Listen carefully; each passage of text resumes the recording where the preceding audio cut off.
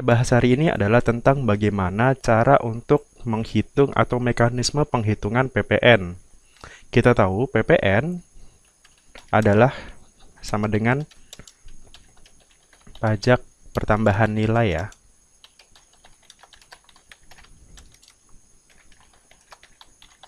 Nah, pajak pertambahan nilai. Nah, apa sih yang dimaksud dengan PPN itu?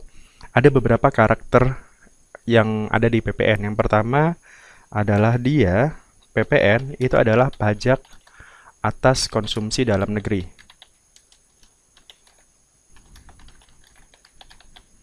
Jadi, semua yang kita lakukan atau yang kita belanjakan terkait dengan pembelian barang atau jasa, maka itu PPN gitu. Kena PPN gitu sepanjang memang barang yang kita jual atau jasa yang kita berikan itu adalah jasa kena pajak atau barang kena pajak dan atas konsumsi di dalam negeri. Kemudian karakteristik yang kedua adalah dikenakan atas nilai tambah.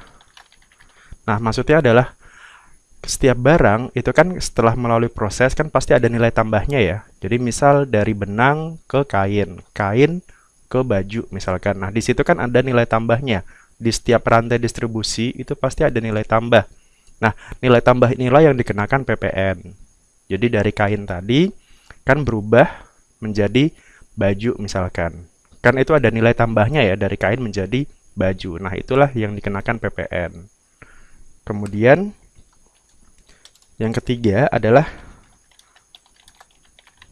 pajak tidak langsung. Kenapa tidak langsung? Karena yang dikenakan itu pada dasar adalah konsumen, tapi yang memungut adalah penjual. Jadi istilahnya PPN itu adalah uang titipan gitu. Jadi misalkan saya menjual baju, kemudian baju itu kena PPN misalkan harganya 1 juta misalkan bajunya. Kemudian plus PPN, artinya kan yang dibayarkan ke konsumen itu kan bukan 1 juta, tapi 1 juta ditambah PPN. Berarti kan PPN-nya 10% nih. Berarti kan 1 juta ditambah 100.000. Maka konsumen itu kan membayarkan ke penjual itu harganya 1.100.000 rupiah. Nah, uang 100.000 inilah yang itu adalah PPN-nya. Dan itu kan uang konsumen, tapi dipungut oleh penjual. Nah, tapi sebenarnya penjual pun juga itu bukan uangnya dia, tapi uang titipan istilahnya tadi. Uang titipan oleh negara, ini loh ada PPN, tolong distorkan gitu. Jadi itulah yang namanya pajak tidak langsung. Artinya sebenarnya konsumen yang dibebankan untuk membayar PPN tadi, tapi penjual lah yang menyetorkan.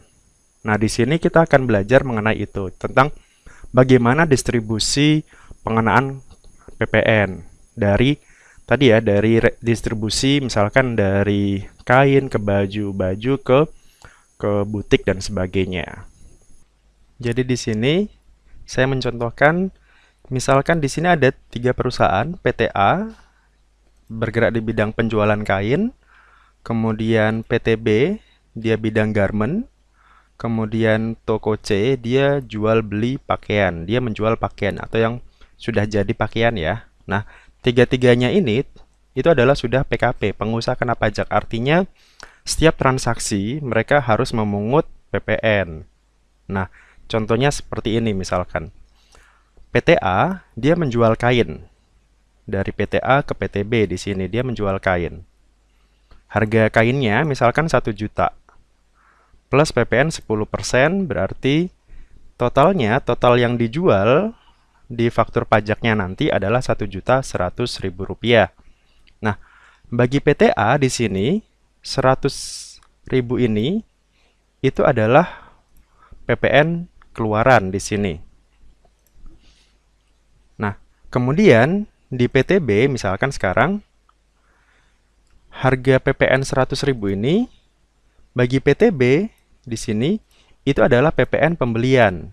Jadi di sini PPN-nya itu adalah PPN penjualan. Nah, bagi PTB PPN-nya di sini adalah PPN pembelian. Harga fakturnya ini masih sama, kemudian harga belinya itu dari sini.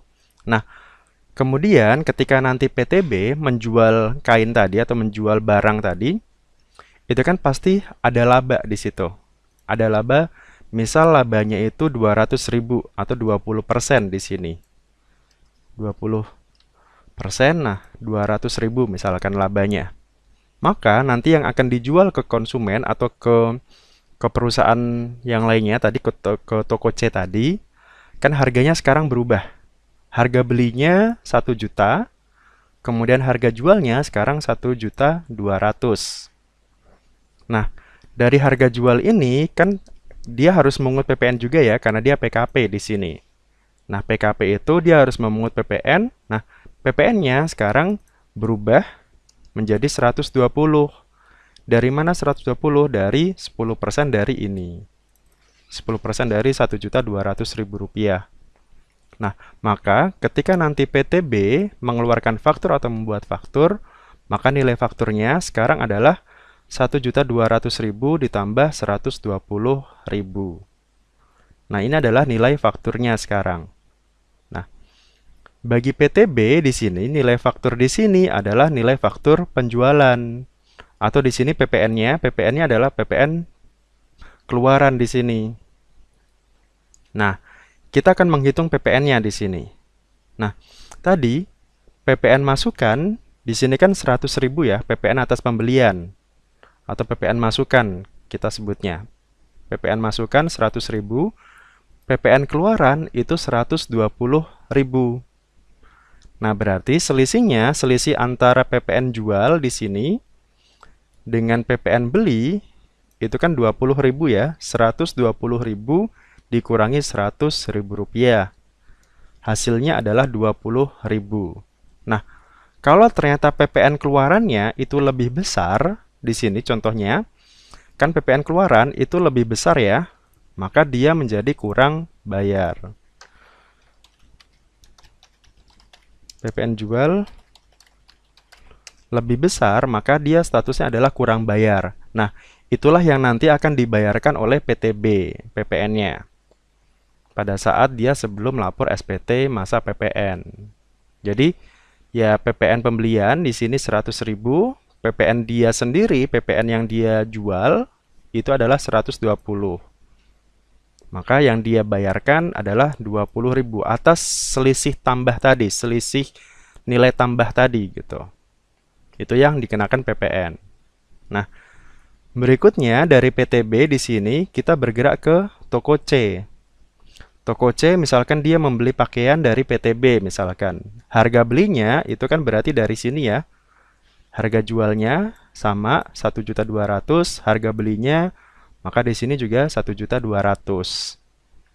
Nah, tapi kan ketika toko C dia menjual pakaian ke orang misalkan atau ke konsumen akhir kan pasti juga dia ingin menambah laba juga. Kan nggak mungkin kalau kita usaha harga beli sama dengan harga jual. Kan pasti ada selisihnya, ada selisih laba atau marginnya. Asumsinya labanya itu sama, 20% juga di sini. Maka sekarang labanya dari 1.200.000 ini adalah 240.000. Nah, harga jualnya sekarang berubah kan. Tadi harga belinya segini, 1.200.000 ditambah laba, harga jualnya sekarang menjadi 1.440.000. Nah, sama nih dia harus memungut PPN juga karena dia PKP.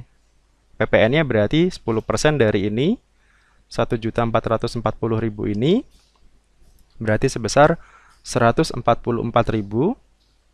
Nah, sekarang sama kita juga hitung PPN keluaran, PPN masukannya berapa.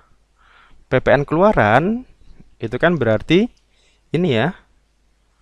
PPN keluarannya 144.000 ini. Ini. Kemudian PPN penjualannya itu kan dari sini.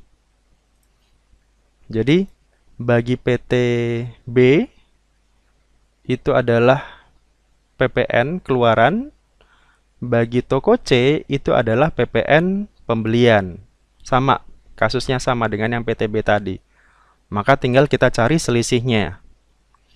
Selisihnya pajak keluaran di sini dikurangi dengan pajak masukan.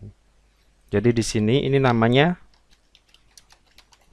pajak keluaran, di sini pajak masukan. Atau ya kalau sederhananya pajak keluaran itu berarti PPN atas penjualan kita, kemudian pajak masukan berarti PPN atas pembelian barang-barang kita atau jasa kita.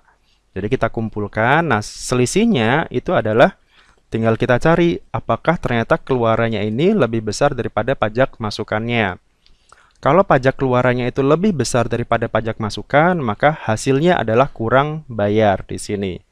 Jadi 144 dikurangi 120, hasilnya adalah 24.000. Nah, tapi kalau ternyata pajak masukannya lebih besar daripada pajak keluaran, maka nanti bisa jadi adalah lebih bayar. Tapi ini jarang terjadi ya, kasus jarang terjadi kalau sifatnya perusahaan kita sifatnya dagang. Karena tadi nggak mungkin orang itu kalau membeli barang atau menjual barang, pasti kan ada selisih laba di situ. Nggak mungkin dong kalau misalkan kita menjual barang harganya turun misalkan. Kecuali ya tadi kayak kayak misalkan stok pembelian kita numpuk, ternyata penjualan kita mandek misalkan atau seret misalkan. Nah, itu bisa jadi akan lebih bayar karena barang yang kita beli lebih banyak daripada barang yang kita jual. Itu mungkin terjadi. Tapi kalau normalnya ketika kita menjual barang harusnya itu harganya harusnya lebih tinggi daripada harga beli.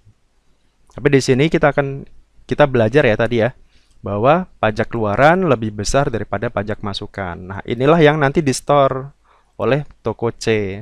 Nah, uang ini, uang 24.000, uang 20.000 itu yang distorkan. Gitu. Jadi, sementara yang uang titipan tadi adalah uang-uang yang dari penjualan atau pembelian tadi gitu. Misalkan ketika kita menjual di sini pajak keluaran 120 ini adalah pajak titipan gitu, PPN titipan dari konsumen gitu. Sementara pada saat kita beli di sini adalah pajak yang sudah kita setorkan. Jadi ya sederhananya PPN pembelian adalah pajak yang sudah kita setorkan melalui penjual. Sementara kalau pajak keluaran itu adalah pajak titipan dari pembeli kita gitu atau konsumen kita gitu. Nah, selisihnya pajak keluaran dikurangi pajak masukan itu adalah PPN yang harus kita setorkan. Kalau ternyata pajak keluarannya di sini ternyata lebih besar. Tapi kalau pajak masukannya lebih besar, maka bisa jadi nanti akan lebih bayar. Demikian, semoga informasi ini berguna bagi Anda. Mohon maaf kalau ada kekurangan. Silakan tulis di kolom komentar apabila ada pertanyaan. Terima kasih atas waktunya dan Assalamualaikum warahmatullahi wabarakatuh.